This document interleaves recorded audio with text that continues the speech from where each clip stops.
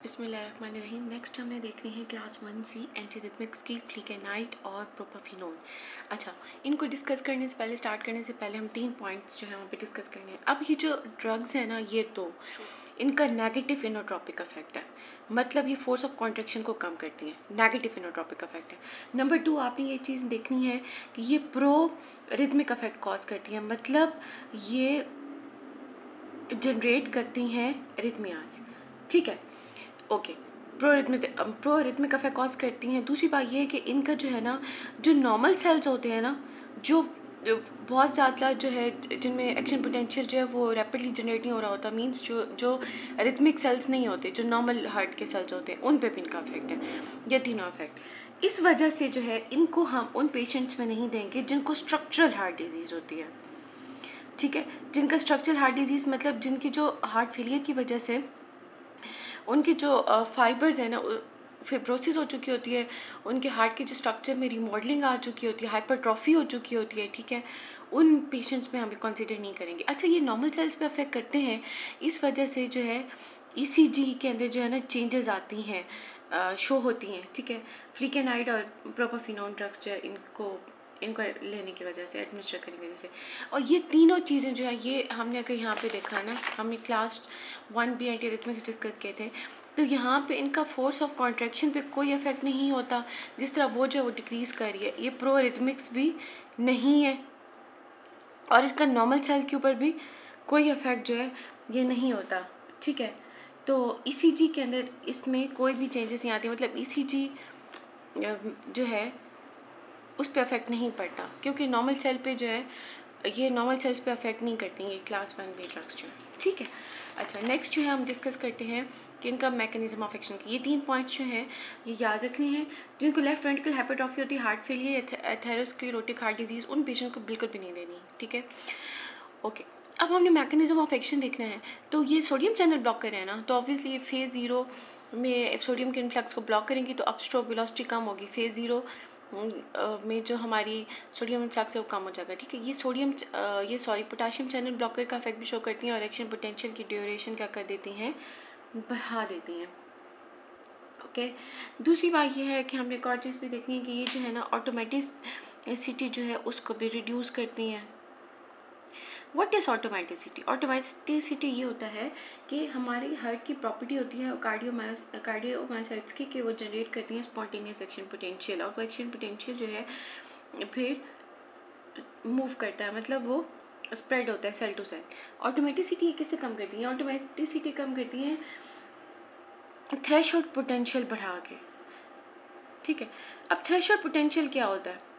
ये threshold potential की जो वैल्यू है उसको बढ़ा देती है। थ्रेशोल्ड पोटेंशियल ये होता है कि मिनिमम एक्शन पोटेंशियल डिफरेंस जो है, जो रिक्वायर्ड होता है जनरेट करने के लिए फॉर द नेक्स्ट मेम्ब्रेन में। ठीक है, फॉर द जनरेट करने के लिए to fire next action potential. तो ये थ्रेशोल्ड पोटेंशियल की जो वैल्यू है ना, एक्शन पोटेंशियल जो पोटेंशियल डिफरेंस है वो बहुत ज़्यादा बढ़ा देती है, तो इससे ऑटोमेटिसिटी क्या हो जाती है, कम हो जाती है। ठीक है, अब जो फ्लिकेनाइड है वो भी ब्लॉक करता है, वो तो चलो ब्लॉक करता है, सोडियम चैनल ब्लॉकर भी है और एक्शन ड्यूरेशन बढ़ जाता है। जो प्रोपाफिनोन है ना, वो उसका ये इफेक्ट नहीं है, जो ये वाली ड्रग है उसका ये इफेक्ट नहीं है, ये सब फ्लिकेनाइड का इफेक्ट है कि वो सोडियम चैनल के साथ ब्लॉक करता है।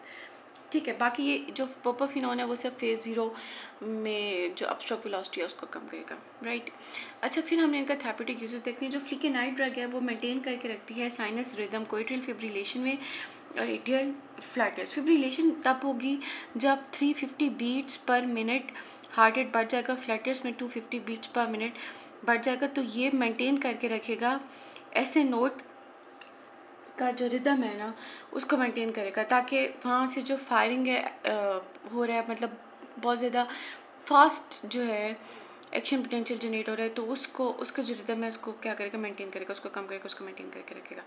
दूसरी बात, रिफ्रैक्टरी वेंट्रिकुलर टैकीकार्डिया।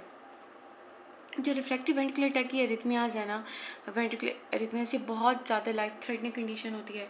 इसको जो है आप इलेक्ट्रिक कल स्ट्रॉम भी कह सकते हैं कि जो इलेक्ट्रिक स्ट्रॉम है, मतलब ये इसमें ये होता है कि दो से ज़्यादा सेपरेट एपिसोड्स आती हैं वेंट्रिकुलर टैकीकार्डिया की या वेंट्रिकुलर फिब्रिलेशंस की 24 घंटे के अंदर। तो ये बहुत ज़्यादा लाइफ थ्रेटनिंग कंडीशन होती है। फिर प्रोपाफिनो, ये फ्लिकानाइड इनके लिए स्पेशली यूज़ होगा। जो प्रोपाफिनोन है, प्रोपाफिनोन का ये इफेक्ट है कि ये जो है ना, एट्रियल एरिथमियाज जो है उनको ट्रीट करता है। अभी हमने ये 1B में ये चीज़ देखी थी कि इनका जो है ना एट्रिया पे इफेक्ट क्या होता है, कम होता है। एट्रियल नोड पे और एवी नोड के जो एरिथमियास पे कम होता है, लेकिन नहीं, ये एट्रियल एरिथमिया को उनकी प्रोफाइलेक्सिस के ट्रीटमेंट के लिए यूज़ होता है। सुपरवेंटिकुलर टैकीकार्डिया, स्पेशली सुपरवेंटिकुलर टैकीकार्डिया जो है ना, जो अपर चैम्बर्स होते हैं उनको अफेक्ट कर रहा होता है। मतलब वेंट्रिकल्स के जो अपर चैम्बर्स होते हैं, मतलब एट्रिया में जनरेट होते हैं, और एट्रियल एरिथमियास। या फिर एवी नोड के री एंट्रेंट टैकीकार्डिया। ये क्या होता है?